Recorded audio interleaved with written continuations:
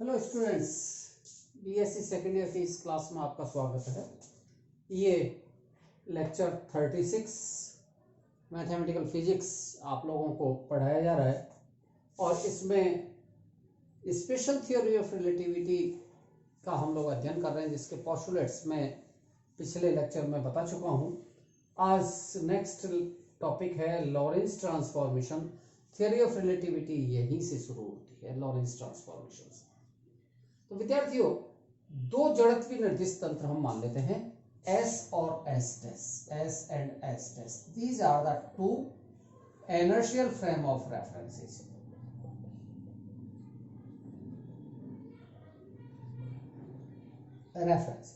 दो ये निर्दिष्ट तंत्र हैं और इन दोनों निर्दिष्ट तंत्रों में हम ये मान के चलते हैं कि S एक स्थिर तंत्र है और S डैश गतिशील है, जो x दिशा में, ये दिशा x दिशा है, तो इस x दिशा में गति कर रहा है v वेग से, एक नियत वेग v से गतिशील है। तो ये दोनों तंत्र हैं और हम जानते हैं कि नियत वेग से गतिशील तंत्र हमेशा एक जड़त्वीय तंत्र होता है। तो S स्थिर तंत्र है जो जड़त्वीय तंत्र है और S डैश जो नियत वेग से गतिशील है, ये भी जड़त्वीय निर्देश तंत्र है। अब हम मानते हैं कि P कोई प्रेक्षण बिंदु है और इस प्रेक्षण बिंदु पर किसी घटना को ऑब्जर्व किया जाता है, प्रेक्षित किया जाता है, जिस घटना के निर्देशांक S तंत्र में x y z t है और S डैश तंत्र में x dash y dash z dash और t डैश ये इसके निर्देशांक हैं। तो ये कोई घटना है, इस घटना के निर्देशांक हैं। विद्यार्थियों, चूंकि S डैश तंत्र गतिशील है और वो भी नियत वेग v से, इसका मतलब है कि अगर हम कोई ट्रांसफॉर्मेशंस देखें, इन निर्देशांकों में परस्पर संबंध देखें और इन निर्देशांकों में परस्पर संबंध यानी कि x dash, y dash, z dash और t डैश, इन दोनों के संबंध में देखता हूं x, y, z और t से, तो इनको ही नाम दिया जाता है लॉरेंज ट्रांसफॉर्मेशन। यानी कि स्थिर तंत्र S तथा गतिशील वेग से गतिशील तंत्र S डैश, दोनों में किसी एक घटना को साइमल्टेनियसली एक साथ ऑब्जर्व किया जाता है, जिसके कोऑर्डिनेट्स, घटना के कोऑर्डिनेट्स, क्योंकि घटना के कोऑर्डिनेट्स में आपको स्थिति को भी दर्शाना होगा और स्थिति के साथ साथ समय को भी दर्शाना होगा। घटना कहाँ घटित होती है और घटना कब घटित होती है। तो कहाँ शब्द के लिए तो स्थिति आ जाएगा और कब इस शब्द के लिए, आइडेंटिफिकेशन के लिए समय आएगा। तो इसके निर्देशांक हो गए घटना के x y z t, ये तो S तंत्र में, और x dash y dash z dash t dash ये S डैश तंत्र में। घटना एक ही है, एक ही बिंदु पर घटित होती है, एक साथ घटित होती है, एक ही घटना है ये। तो इस घटना के दोनों निर्देश तंत्रों में इसको ऑब्जर्व किया जाता है, प्रेक्षित किया जाता है। जैसे मान लिया जाए कि कोई पक्षी उड़ रहा है या कहीं कोई आकाश में किसी उसको स्टार को देखा जाता है और वो एक तो स्थिर पृथ्वी पर हम खड़ा प्रेक्षक देखता है और एक नियत वेग से गतिशील व्यक्ति वो देखता है। तो ये दोनों, एक तंत्र S होगा और दूसरा तंत्र S डैश तंत्र होगा। तो ये है, इनमें इन निर्देशांकों के मध्य परस्पर संबंधों को ही लॉरेंज रूपांतरण कहते हैं। अब ये लॉरेंज रूपांतरण रैखिक होंगे, ये संबंध जो होंगे वो संबंध रैखिक होंगे। ये रैखिक इसलिए होंगे क्योंकि नियत वेग से गतिशील, अगर वेग, इसमें डिफरेंशिएशन एक ही बार होना है, अगर डिफरेंशिएशन दो बार होता है तो फिर वक्राकार संबंध हो जाते हैं। तो चूंकि वेग is equal to v is equal to dx upon dt, dr upon dt, एक ही बार का ये डिफरेंशिएशन होता है। तो ये परस्पर रैखिक संबंध होंगे और परस्पर रैखिक संबंध होते हैं, उनमें कोई घात नहीं होती। जैसे एक सरल रेखा का संबंध होता है y is equal to mx plus c, एक सरल रेखा का संबंध है, या ax plus by plus c is equal to 0, ये भी एक सरल रेखा है। तो ये सरल रेखा के संबंधों में x और y इनकी घात एक ही घात होगी। इसी तरह से मेरे पास में यहां X dash Y dash Z dash और टी डैश ये है, और इनको मुझे संबंध बनाना है एक्स वाई जेड और टी के साथ में, ये संबंध है, रैखिक संबंध है। अब इनमें स्वाभाविक है कि तंत्र की गति केवल एक्स दिशा में है, और तंत्र की गति केवल एक्स दिशा में है, तो इसका मतलब वाई डैश बराबर वाई और जेड डैश बराबर जेड, क्योंकि जो परिवर्तन होना है वो एक्स और टी में ही परिवर्तन आएंगे, वाई और जेड में परिवर्तन नहीं होंगे। तो पहली चीज तो ये हो जाएगी कि वाई डैश बराबर वाई और जेड डैश बराबर जेड, तो दो निर्देशांकों के संबंध तो ये आ गए आपके। ये इनका कारण सिर्फ और सिर्फ ये है कि गति केवल एक्स दिशा में, अगर एक्स दिशा में गति नहीं होती तब तो हमें इनके भी कैलकुलेशन करने पड़ते। तो एक बात तो ये होगी। अब रिलेशनशिप जो रहेगी वो केवल एक्स डैश टी डैश की रहेगी, किस, और ये भी एक्स और टी के साथ में ये रिलेशनशिप, और ये रिलेशनशिप रैखिक है। रैखिक होने का मतलब कोई इनमें घात पावर आदि नहीं होंगी, तो इनके संबंध फिर इस तरह के संबंध हो सकते हैं कि एक्स डैश बराबर alpha x plus beta T, और T dash is equal to alpha beta gamma x plus delta t, y dash is equal to y और z dash is equal to z, ये चीज हम ले चुके हैं। So these may be the transformation equation, ये इनके रूपांतरण समीकरण हो सकते हैं, लेकिन इनमें अल्फा बीटा गामा डेल्टा ये चार अज्ञात नियतांक हैं, इनको हमें ज्ञात करना पड़ेगा। विद्यार्थियों, इनको ज्ञात करने के लिए हम कुछ स्टेप्स देख लें। जैसे पहला स्टेप, और ये पहला स्टेप हम ये मान लें कि माना घटना एस डैश तंत्र के मूल बिंदु पर घटित होती है, माना घटना एस डैश तंत्र के मूल बिंदु पर, और मूल बिंदु का अर्थ है ओ डैश पर घटित हो, ये, और यहां जब इस बिंदु पर घटित होगी तो इसका मतलब है कि एक्स डैश की value 0, X dash will be equal to 0, और एक्स इज इक्वल टू, क्योंकि ये विवेक से गति कर रहा है, टी समय पर घटना घटित होगी, टी समय एस तंत्र के लिए समय टी है, तो X is equal to V into T, ये तो विवेक, ये समय। तो ये मैं समीकरण एक के पहले इस समीकरण में वैल्यू पुट करता हूं, x dash is equal to, चूंकि ये वाला समीकरण मैं ले रहा हूं ये, तो 0 is equal to alpha into V T plus beta T, और यहां से minus beta T is equal to alpha into V into T, T दोनों ओर से कैंसिल हो जाएगा, means beta is equal to minus alpha into means मुझे beta की वैल्यू मिल गई। तो ये बीटा की वैल्यू, और इस बीटा की वैल्यू को मैं समीकरण 1 में फिर सब्स्टिट्यूट करूंगा इसमें।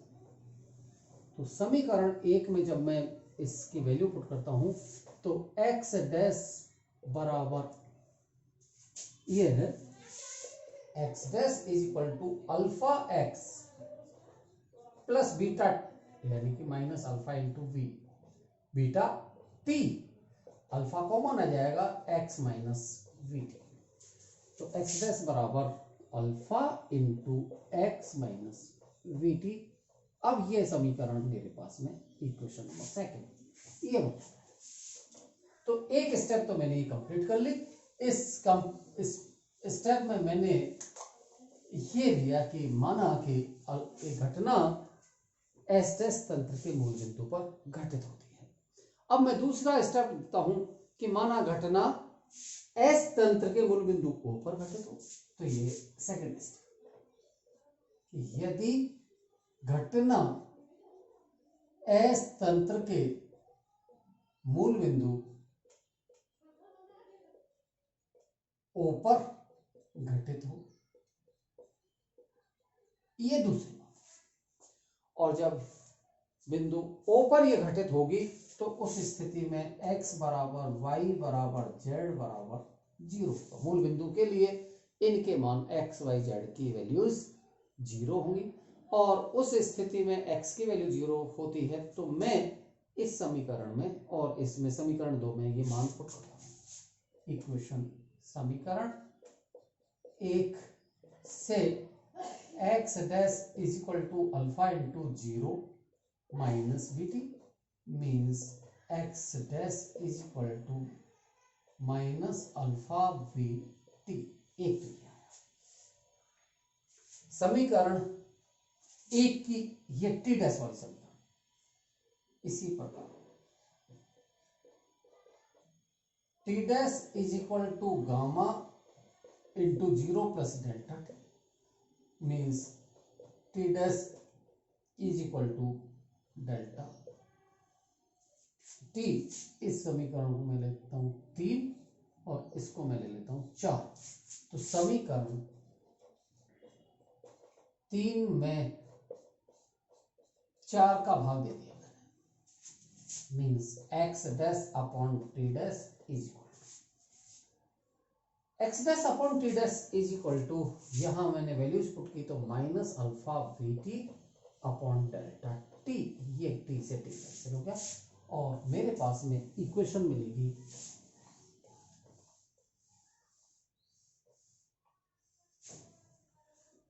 x dash upon t dash is equal to minus alpha v upon delta, ये समीकरण 5। ओके स्टूडेंट्स, अब थोड़ा सा मैं इसी चीज को ले रहा हूं कि मेरी घटना घटित होती है O पर, और अगर मैं O डैश के सापेक्ष यहां की स्थिति देखता हूं, O डैश के सापेक्ष, तो इसके सापेक्ष O के सापेक्ष तो x Y z is equal to 0 है, लेकिन O डैश के सापेक्ष x डैश, तो O डैश के सापेक्ष O की स्थिति x के रूप में होगी, यानी कि x dash is equal to minus v into t dash, क्योंकि इसमें समय निर्धारित हो रहा है टी डैश, और इसके सापेक्ष अगर इसको हम देखेंगे तो वास्तव में तो ये तंत्र इधर गति कर रहा है, लेकिन तंत्र हमें पीछे की ओर गति करता हुआ प्रतीत होगा, और पीछे की ओर गति करता हुआ होगा तो ये value minus v t dash होगी, और यहां से x dash is equal to minus x dash upon t dash is equal to minus v, ये समीकरण 6। तो समीकरण 5 और 6 को मैं तुलना कर देता हूं, तो ये मेरे पास में आया minus v is equal to minus alpha v upon delta, minus से माइनस कैंसिल हो गया, v से v कैंसिल हो गया, यहाँ पे एक बचा और क्रॉस मल्टीप्लाई किया तो delta is equal to alpha. ये मेरे पास में एक रिलेशन और है कि delta is equal to alpha. तो यहां जो समीकरण 2 में मेरे पास में वैल्यूज थी, इनमें डेल्टा की वैल्यू मुझे मिली है अल्फा, तो यहां पर ये मैंने अल्फा किया, अब ये मेरी इक्वेशन बन गई इक्वेशन नंबर 8। तो यहां ये 2 मैंने स्थितियां लेकर के जो मैंने ट्रांसफॉर्मेशन इक्वेशन लिखी थी, उनमें से 4 अननोन कोफिशिएंट्स थे, अल्फा बीटा गामा डेल्टा, उनमें से केवल अब मेरे पास में अल्फा और गामा 2 ही अननोन कोफिशिएंट रहे हैं। तो इन दोनों अननोन कोफिशिएंट्स को ज्ञात करने के लिए हम ये मानते हैं कि घटना बिंदु P पर प्रेक्षित होती है। तो मूल बिंदु से P बिंदु की दूरी, इस मूल बिंदु से P बिंदु की दूरी, सीधी सीधी दूरियां नहीं नापी जा सकती। इन दूरियों का मेजरमेंट करने के लिए मैं कोई प्रकाशीय सिग्नल काम में लेता हूं, और प्रकाशीय सिग्नल का वेग, प्रकाश का वेग c के बराबर होता है, जो निर्देश तंत्र की गति पर निर्भर नहीं करेगा। ये चीज हम स्पेशल थ्योरी ऑफ रिलेटिविटी में एज्यूम कर चुके हैं, मान चुके हैं। तो इस प्रकार से प्रकाशीय संकेत के द्वारा तय की गई दूरियां क्रमशः c और c डैश के t और t डैश समय के सापेक्ष होंगी, और इन दूरियों का मान ct और ct डैश ये इन दूरियों का मान होगा। और इन दूरियों का मान हम लिख सकते हैं कि OP is equal to ct, और ये वैल्यू होगी x माइनस 0 का स्क्वायर प्लस y माइनस 0 का स्क्वायर प्लस z माइनस 0 का स्क्वायर। ये आएगा c square t square is equal to x square plus y square plus z square, और यहां से x square plus y square plus z square minus c square t square is equal to 0। एक समीकरण तो ये बना। इसी तरह से प्रकाशीय, ये इस घटना के लिए प्रकाशीय संकेत के द्वारा तय की गई दूरी सी टी डैश, इसका मान होगा O dash P is equal to c t dash, और ये वैल्यू भी जो आएगी वो एक्स डैश माइनस 0 का square plus y dash minus 0 का square plus z dash minus 0 का स्क्वायर। ये विद्यार्थी आप लोग जानते हैं दो बिंदुओं के बीच की दूरियां हैं। इसके निर्देशांक एक्स वाई जेड, तो इसके निर्देशांक 0 0 0, इसके निर्देशांक x dash Y dash Z dash, तो इसके निर्देशांक 0 0 0, इन दोनों निर्देशांकों के बीच की दूरी। और इस इक्वेशन को जब हल करता हूं मैं, तो x dash square plus y dash square plus z dash square minus c square t dash square is equal to 0। ये समीकरण 10। नाउ दीज टू इक्वेशंस, और इन दोनों समीकरणों का मैं तुलना कर देता हूं, इनकी कंपेयर कर देता हूं। तो इनके कंपैरिजन करने पर x dash square plus y dash square plus z dash square minus c square t dash square is equal to x square plus y square plus z square minus c square t square. ये मैंने इन दोनों की compare कर लिया, और जब इनको compare किया है तो मेरे पास में ये वैल्यूज है, और समीकरण 8 में मेरे पास में x dash Y dash Z dash t dash की वैल्यूज है। तो ये वैल्यू मैं इस इक्वेशन में सब्स्टिट्यूट करता हूं। X dash is equal to है अल्फा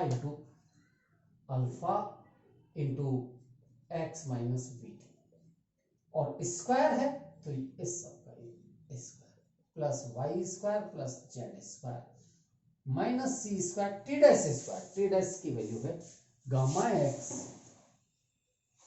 प्लस अल्फा टी, इस सब का square is equal to x square plus y square plus z square minus c square t. So we have this equation. अब इस equation को हल करना है, वाई स्क्वायर जेड स्क्वायर यहां से ये खत्म हो जाएंगे, और ये मेरे पास में आएगा अल्फा स्क्वायर और इसका whole square x square plus v square t square minus 2x v t. इसी तरह से minus c square into gamma square x square plus alpha square t square plus 2x t gamma into alpha is equal to x square minus c square t square. ये मैंने इनको थोड़ा सा खोल लिया है, और इसमें x square into alpha square पहली टर्म ये ले लूंगा। इधर से ये एक्स स्क्वायर के साथ में आएगा minus c square gamma square, ये एक्स स्क्वायर की वैल्यू। दूसरी वी टी स्क्वायर, तो टी स्क्वायर यहां पर मैं ले लेता हूं माइनस, इसको ले ले हम minus c square t square, तो यहां से टी स्क्वायर, चलो प्लस में ही ले लें, टी स्क्वायर लिया तो इस टर्म में तो मिलेगा alpha square into v square, alpha square into v square, ये आएगा। एक टी स्क्वायर का ये, तो यहां से टी स्क्वायर की वैल्यू आएगी minus c square alpha square, ये टी स्क्वायर के साथ, तो ये भी आया और ये भी आया। अब तीसरी टर्म है 2x dt, तो 2xt, दोनों ही माइनस है, ये भी माइनस है, ये भी इससे माइनस होगी, माइनस 2xt इंटू, तो 2xt इंटू यहां अल्फा स्क्वायर इंटू बी, और इधर से c square plus c square into gamma into alpha, और इसकी वैल्यू की है x square minus c square t square. So students, left hand side में एक्स स्क्वायर के ये कोफिशिएंट्स हैं, वाई स्क्वायर के ये हैं, और 2xt के ये हैं। तो इसी तरह से यहाँ एक्स स्क्वायर, ये टी स्क्वायर और 2xt का राइट हैंड साइड में कोई कोफिशिएंट नहीं है। तो हम कंपेयर करते हैं, कंपेयरिंग कोफिशिएंट्स, पहला तो एक्स स्क्वायर, और एक्स स्क्वायर का किया तो alpha square minus c square gamma square is equal to, इधर एक चीज, इक्वेशन नंबर ए, ये दूसरे टी स्क्वायर के कोफिशिएंट्स की हम तुलना करें, तो टी स्क्वायर का इधर है टी स्क्वायर, ये आएगा alpha square v square minus c square, इसमें से अल्फा स्क्वायर दोनों में से कॉमन ले लिया मैंने, is equal to minus c square, एक। और तीसरी 2xt, इसके साथ में है alpha square into v plus c square gamma into alpha is equal to 0, क्योंकि यहाँ कुछ भी नहीं है राइट हैंड साइड में, तो इसकी वैल्यू 0। तो ये मेरे पास में तीन इक्वेशंस हैं, ये तीनों इक्वेशन मैंने एक ही इक्वेशन में एक्स स्क्वायर, टी स्क्वायर और 2xt, इनके कोफिशिएंट्स की तुलना करके ये मैंने प्राप्त की। ठीक है, ये इक्वेशन। तो सबसे पहले मैं ये अल्फा की वैल्यू यहां से निकाल लेता हूं, alpha square is equal to minus c square upon v square minus c square, यहां से minus c square upon minus c square common ले लिया, 1 minus v square upon c square, और ये दोनों चीजें कैंसिल हो गई, यहाँ एक हो जाए, इसलिए alpha is equal to 1 upon under the root 1 minus v square upon c square. एक तो रिजल्ट ये है,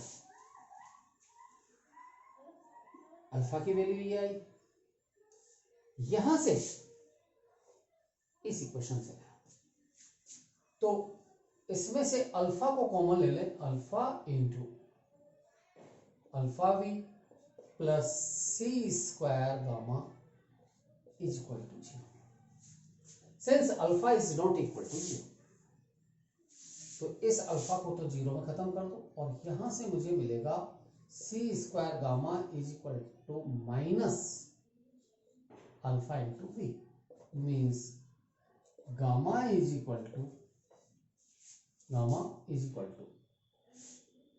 minus v upon c square into alpha, hence gamma is equal to minus v upon c square into alpha, और alpha की value है 1 upon under the root 1 minus v square upon c square. ये gamma की value. तो we have the value of alpha and value of gamma.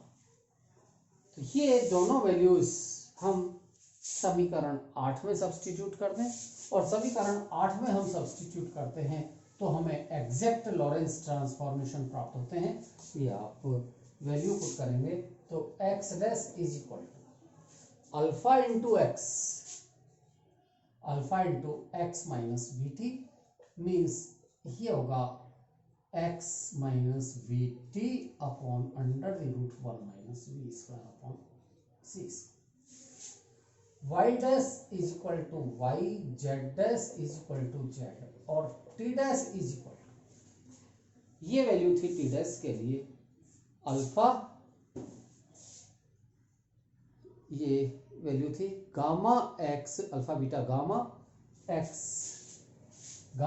x plus alpha T, और गामा की value आई है minus v upon c square alpha, तो ये था x प्लस अल्फा टी, ये वाला, और यहां से ये आएगा